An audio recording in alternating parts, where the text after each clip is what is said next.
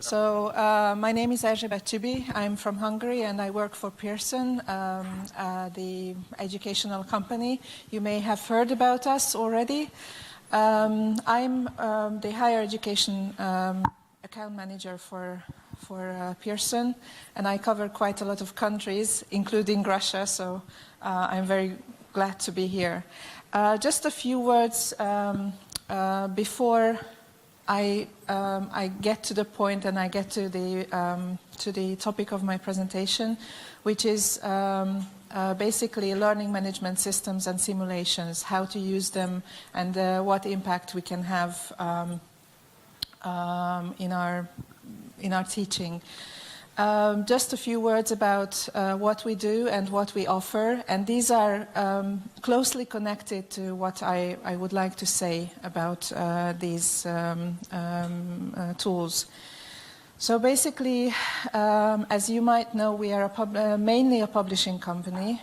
We don't only publish books with trusted authors and well-known authors, but we also publish e-products like e-learning management systems and simulations and voting systems and other things. Just a few examples of our newest publications from 2018. If the presentation will be on the website of EdCrunch, you will be able to have the link to our catalog, and you will be able to browse what we have. We also have interactive ebooks, and the reason why I brought this up to start with is because I believe that students don't really read whole books now. It's something that they simply don't like. It's not their style anymore to open a book and read from the beginning to the end. So that's where interactive ebooks come into picture, and also enhanced ebooks with interactive features and resources. Because when students start reading, they need something extra. They need something that they can take notes with. Or, for example, they can read a part of the book, maybe read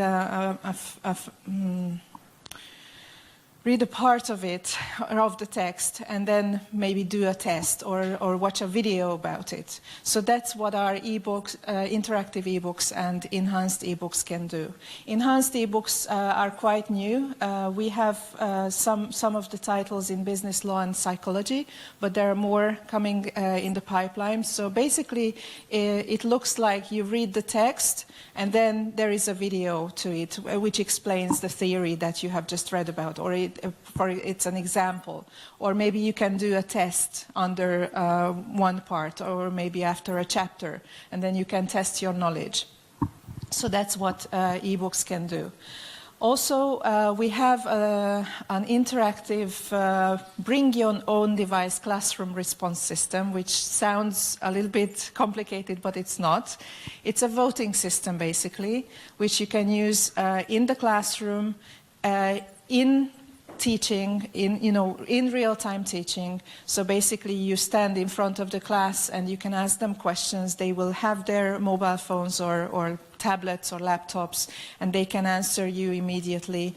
And you can discuss the results. You can make them work in groups, and so on and so on. So if you're interested in these, just let me know, and we will be very happy to talk about this and inform you about this. By the way, I have my beautiful colleague Maria Vizgina here, who is representative in Russia. So if you'd like to talk with any of us, please find us later on.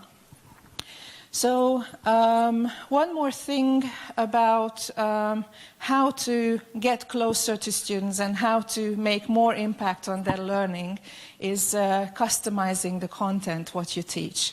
And this is what custom publishing is for. Basically, we can customize the book that you're teaching, the materials that you're teaching.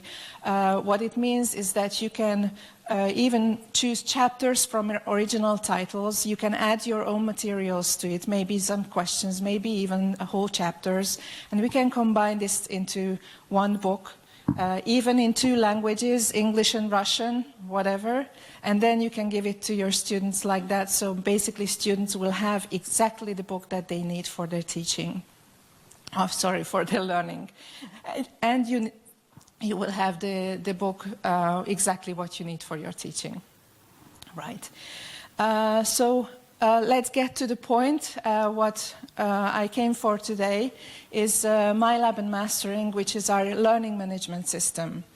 You probably know, and you must know, Moodle or Canvas, Blackboard, such learning management systems that usually universities and schools use for managing their students' learning.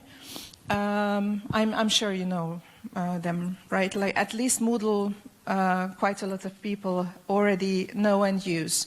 How many of you use any learning management systems in your teaching? Okay, so yeah, quite a lot, thank you. So you're familiar with the idea that you have a virtual classroom where you can upload your materials to your students. You can instruct them from there. They can download the PowerPoints, for example, or some text or tests or whatever you can imagine. Now, MYLABs and Mastering are similar in a way that it is a learning management system as well, but it is full of content already. So it comes preloaded with materials, which matches the content of the books. So let's say that you're teaching maybe, I don't know, Principles of Marketing by Kotler, or maybe another subject. Can you tell me a subject that you're teaching? Language, okay, English, probably. Any subject that you teach in English, maybe?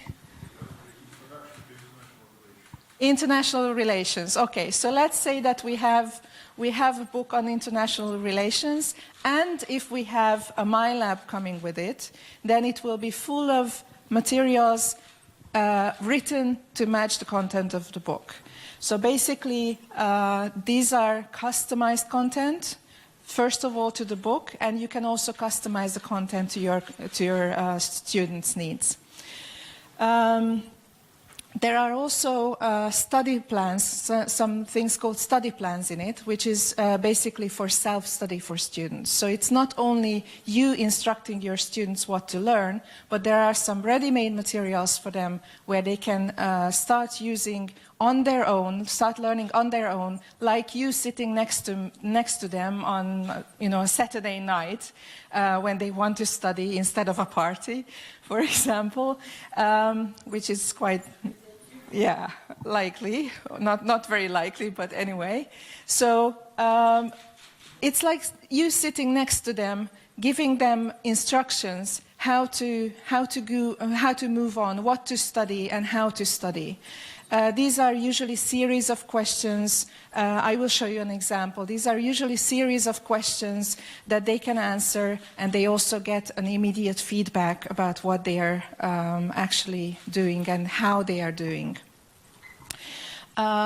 These MYLABs and Masterings usually integrate with most of the LMSs, so with Moodle, with Canvas, Blackboard, and so on and so on. And also they have the integrated ebook in them. So you don't only have the interactive ebook, but you also have the extra materials that come with the books. These are quite popular now. There are more than 11 million users in the world. So, and we have proved that it actually improves students' learning and results. We have a variety of disciplines. When we talk about MYLABs, we always talk about humanities, languages, and also business studies, for example, or economics. But when we talk about mastering, we talk about sciences, okay, natural sciences, and so on, like physics, chemistry, mathematics even, and so on. And as I said, they can be embedded into any other learning management system. So you don't need to go into Moodle and then go into MYLAB, but then you can just go to Moodle and then you have the MYLAB content from there. Now, what are the impact factors on learning of these learning management systems? First of all, and I think one of the most important things is for students is the immediate feedback and guidance that they get. I will show you an example. When they do an exercise in MYLAB, they don't only get the feedback that no, you're wrong, or yes, you're right. So it doesn't tell them that no, you're stupid, you can't do this, but it tells them why. So why the answer is wrong, why they are stupid, of course they are not, or why they did the answer right, why they gave the correct answer, why that is the correct answer. And that is very, very important, not only because of the feedback that, okay, I'm doing right, I know this, but also why and what I already know. Okay? Also, it gives you an opportunity for regular testing and homework without the burden of correcting papers. Right? Correcting papers can be the most difficult part of teaching. I used to correct papers for, all night when I was teaching. So that's quite a lot of work that we do as teachers. And when you have a help from a system that will check the answers for you, that's quite a lot of time that you can save and quite a lot of work that you can save. Also, you can make your students work regularly, which is very important in the cycle of learning, isn't it? So you do your learning every single day or week, and you don't get lost. You don't get to the end of the semester and say, oh, I need to learn this very, very quickly, and then I forget it. No, if you learn, you've been students, if you learned throughout the whole semester, you knew much better by the end of the semester, and you probably even remember the next semester for the things. There are also tutoring activities. As I said, I will show you an example. There are also multimedia and interactive activities which will apply to the students' new needs. They don't read these long texts. They want to watch videos. They want to do something on the computer or even on the mobile phone. So basically, it satisfies their fidgeting needs on the computer and the mobile devices. There are also adaptive tutoring and testing, so basically it adapts to their teaching, and I believe there were some good ideas beforehand. Unfortunately, I don't speak Russian, but I'm sure she gave some very good ideas for you about adaptive learning, and why it is important and how it can help studying. Customized content and customized learning is one of the key words that we usually use with our products, because basically you can go down to the student level, the individual student level, to customize what they need. If one student is behind of the others, you can give them extra work without any distractions for the others. Or you can give less or different exercises. So let me show you some examples of what I was talking about. This is what MYLAB looks like, and this is especially for MYLAB Finance. There will be a panel which looks like the same for everyone, all the disciplines. So it's basically the framework is the same for everything, and probably it will be familiar with from Moodle. The functions are the same, probably, but the content is different. So there will be a home page for the instructors, and also you can view what the students can see. Most of the time there will be a news feed updated every single week or every other week from, with our articles from around the world, with real articles from newspapers like Financial Times, The Economist, and so on and so on. There are also assignments that you can change for them, but there are also some sample tests and quizzes for them. There are also study plans. The study plan is the part where students go and do self-study. I will show you how it works. We have the Pearson e-text. We also have the gradebook in it, of course, which basically saves everything that the students do. Not only the results, but also the time they spent on each exercise. We have a multimedia library, which is full of extra materials, not only the practice, tests, and quizzes. And also we have financial calculator for this particular one, dynamic study modules, which help them to test themselves, and so on and so on. And we also have the instructor's tools, as you can see, so you can manage the whole system through that. You can give them assignments and so on. This is an example from Mastering Chemistry. This is the gradebook. And as you can see, these columns are all the assignments for students. This is a real course, by the way. And as you can see, some students have already started working, and you can see how much time they spent there, what is their result, and so on and so on. And you can do as many reports as you want, filtered by different aspects. Back to MYLAB, just to show you what the study plan looks like. Basically, if it's a point collecting game. So you have to earn mastery points by doing tests and answering questions. So basically you have the whole book, chapter by chapter in here. And if you start doing the exercises, you will see how much time you spent in it. But you also, when you do an exercise in here, this is a worked exercise. So you answer the question. There is a button called Check Answer.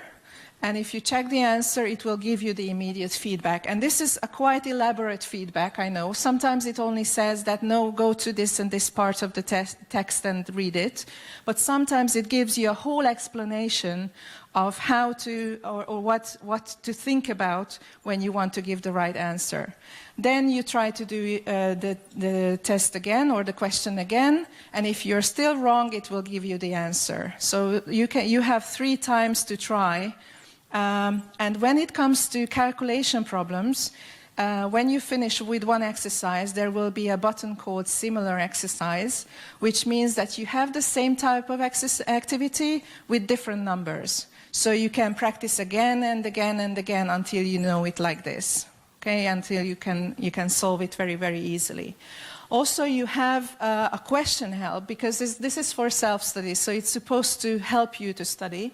So we have this Help Me Solve This button, and also View an Example. We have the e-text pages there. The Help Me Solve This button can give you a guidance, a step-by-step instruction how to solve the problem, starting from the beginning, going to the end. So it's like you sitting next to that student, explaining them how to do this. Okay, so it doesn't mean that students will not need you. It's basically for your ease and for their ease as well. So you will need to explain, and you will need to be there for the source of information and also for the guidance when they don't understand something, but they have also this great help where they can study on their own. I've had, and this is an example of the multimedia library, so in here we have animations, financial calculators, spreadsheets, sometimes videos, and so on and so on. I've had one outstanding example that I can give you about the study plan, how students start using it.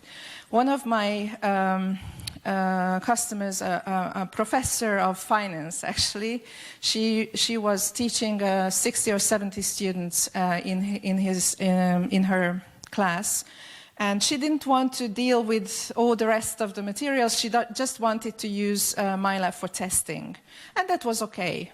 Students did the test, and they had 6 tests during the semester, and that was fine. That's another story about how students try to cheat at the beginning, but then they realize they can't. So that's another story. But what I'm trying to get to is that I had a look at the MYLAB course during the semester. And because the professor didn't really push the students to practice, out of the 70 students, there were maybe 10 or 12 students who were regularly practicing. That was their learning style. Probably they took, finance more seriously, or they wanted to learn more, and that was their way of learning, to do regular work. But by the end of the semester, when the exams came, students knew that they have to do some serious work and to do some serious stuff. And then I had a look at the MYLAB part, the study plan part, which is for the self-study. And it turned out that some of the students started working, and some of them even spent 14 hours doing finance exercises, which is unbelievable for me. I'm an English teacher, so I have nothing to do with finances. But they started, studying, and they started doing their stuff. And by the end of the semester, by the end of the exam term, it came out that these students were doing much better than all those others that didn't use it for self-study. So our research really shows that when students start doing some work on their own, and they get the help from the computer or from any kind of system, they will do better.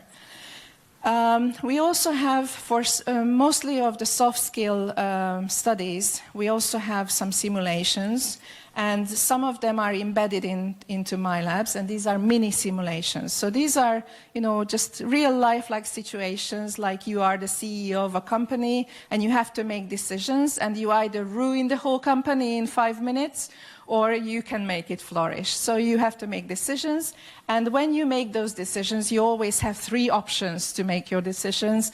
And when you make the decisions, you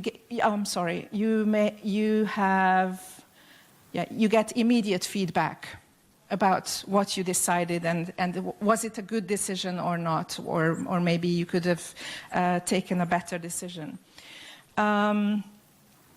So when we get to simulations, I have 3 simulations to show you from our selection. Basically, we have a simulation for marketing, for strategy, and also for law. But there are some other simulations coming down the pipeline, so it's always worth checking out what we have. Apart from those mini simulations for management and also the other parts. So why simulations, and why do teachers like using simulations? Because it gives you, first of all, it gives a real life-like experience for students without the real risk of doing something wrong, right? So basically it's experimental learning, and most of the students will learn more from experience, right? If you remember how you studied at university, or how you studied in your life, anything like DIY or something, it was always a deeper learning, a deeper understanding when you actually sat down and did it for yourself, right? So the learning by doing idea is the main part of when we are talking about simulations. What are the impact factors on learning? So, as I said, in experiential learning, it will give you the practical experience. It will give you more confidence when you get to work, and probably you get in a very similar situation that you did during your simulation. So you have this aha experience that, oh, I know this situation, so it's no problem, I can solve it. I've learned from my simulation experience. Also, it doesn't only give you the experience about the theory, what you learn, so maybe implementing the theory into practice, but also it gives you other development of your skills, like your management skills, teamwork skills, soft skills, communication skills, how you work with others. Also, it gives you the realistic environment, with more, you come out with more confidence after using a simulation about the whole theory that you learned. Now you know how it works in practice. It gives you a dynamic knowledge, because everything you implement while you're learning is changing. Your knowledge is changing all the time. You have engagement, motivation, and deep learning. Engagement is not 100% given, and motivation for all the students. We have to accept that. But we can use some tools, some ideas to make them more engaged and make them enthusiastic about what they are doing. So there are some tricks. Also, it gives them a feeling of learner-controlled study. So they control their own way of studying. And also, finally, which is for life skills, it's also important, it gives the employability skills like leadership, problem solving, and so on and so on. How to implement a simulation? There are at least 3 big stages or main stages when you want to implement something into your teaching. It's very, very important to plan very well ahead. We will talk about some of the aspects of planning. Also, when you implement it, you do it according to your plans. You should stick to it with flexibility, but basically there are some things to think about when you want to implement something. And the final stage is evaluating what you have done. And it goes back to planning, because if next year you want to use the simulation again, there will be some learning points from the previous year which you want to implement in your next group of students. So what to think about when planning? First of all, is institutional expectations, what your school expects from you out of this experiment, for example, or out of using simulation. Also, module expectations, what your outcomes for the module, what are your outcomes, what are your expectations from the students and from the whole semester or from the whole year. You need to consider student satisfaction. Of course, this is when you want to have a successful course, this is one of the most important parts. Student satisfaction, how well they receive the whole experience. Also, you need to take into consideration your learners' needs. So what they need to get the most out of the simulation and the learning experience. Most importantly, you have to ask the question from yourself, why do I want to use the simulation? This is this is the most crucial question. Why do I want to use it? And you have to give a realistic answer to yourself. Is it only for experiment? Is it for making your students understand better? Is it for getting more, better results from them?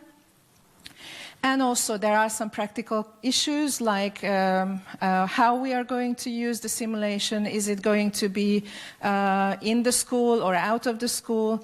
Thank you. Is the wireless system strong enough in the school, and so on and so on. While implementing the simulation, of course, as I said, you need to stick to your plans, but with flexibility.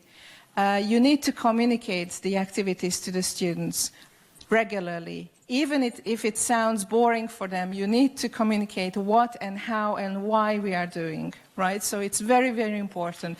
You know your students. You know that you said it 100 times and they still don't know. So you need to say it 101st time as well. Okay, so just keep it in mind that communication And communicating why we are doing this and what we are doing is very important. We need to consider student demography and also their abilities.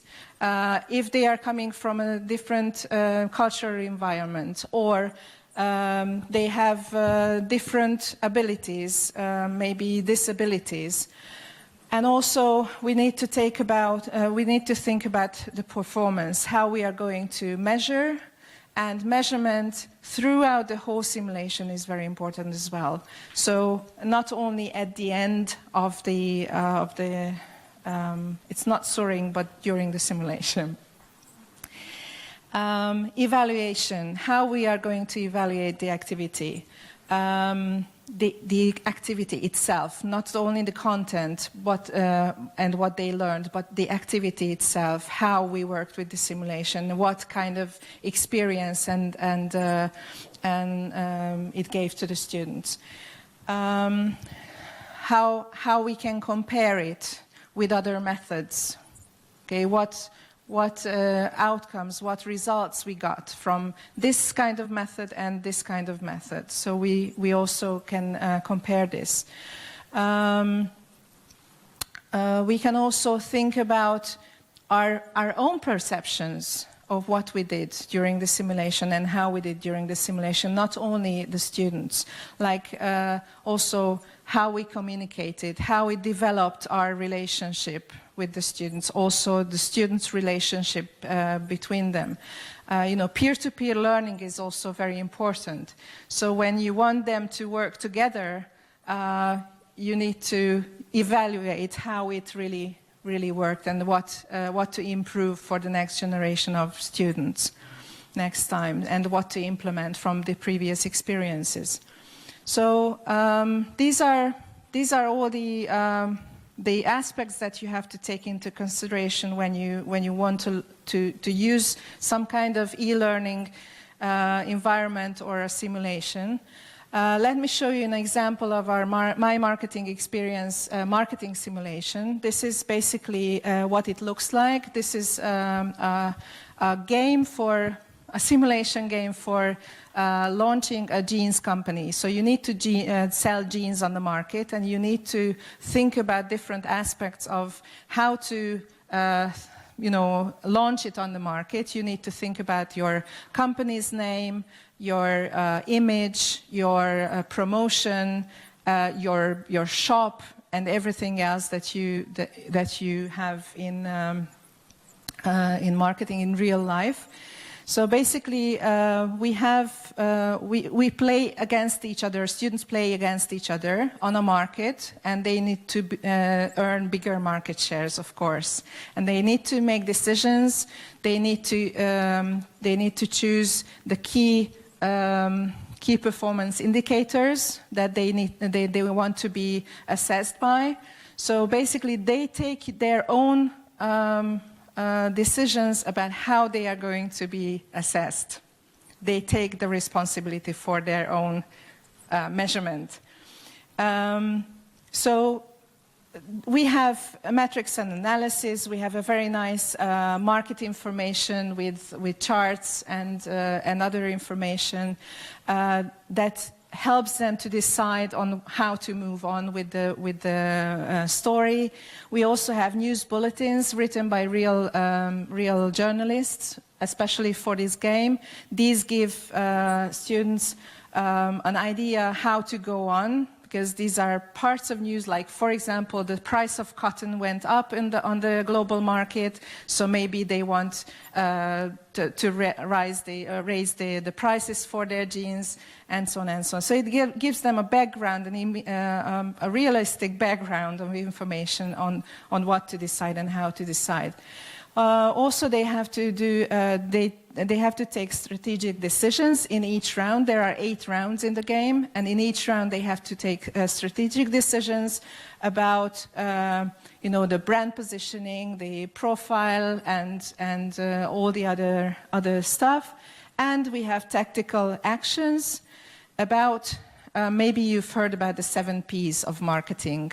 And those are the product, price, promotion, place, people, process, and physical environment.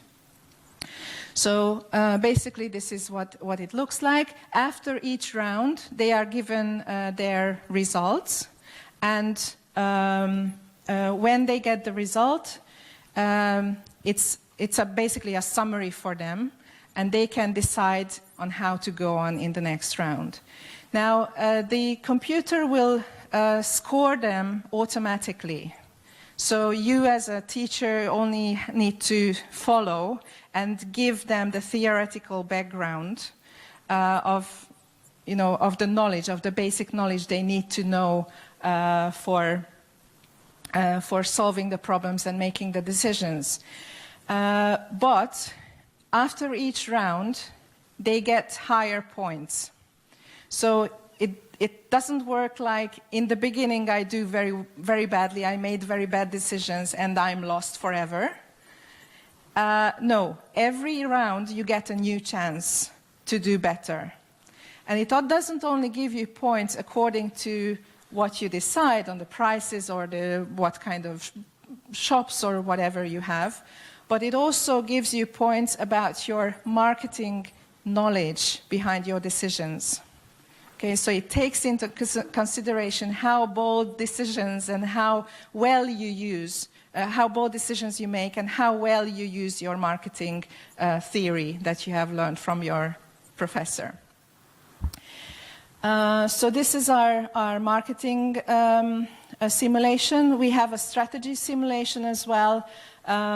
This is for business strategy, of course. You are a CEO of a company and you have some help from other people. You have a 3-year strategic decision to make for a company and to make it flourish. For that, you will need some briefing in each round, and you get some mentor help. So you get a mentor who will give you the theoretical background and also some other kind of help. And also you will have some testing parts after each round, so you can test your knowledge as well. You have to take part in board meetings, and you have to decide about the agenda that you will discuss with your colleagues. You can do this simulation as an individual or as a group of students. So both way works. And also we have the My Legal Experience, which is for law. I'm not sure how relevant it is for you, but some parts of the law, and these were especially designed for those parts of the law which can be relevant for all the markets. Here you can try several roles in law. So you can be an apprentice, you can be a lawyer, you can be a judge, whatever. And you have several smaller assignments to do to make research and so on. And then you will get a whole big activity or task that you need to solve based on these small assignments. So that's what I wanted to show you today. If you have any questions, I would be very happy to answer.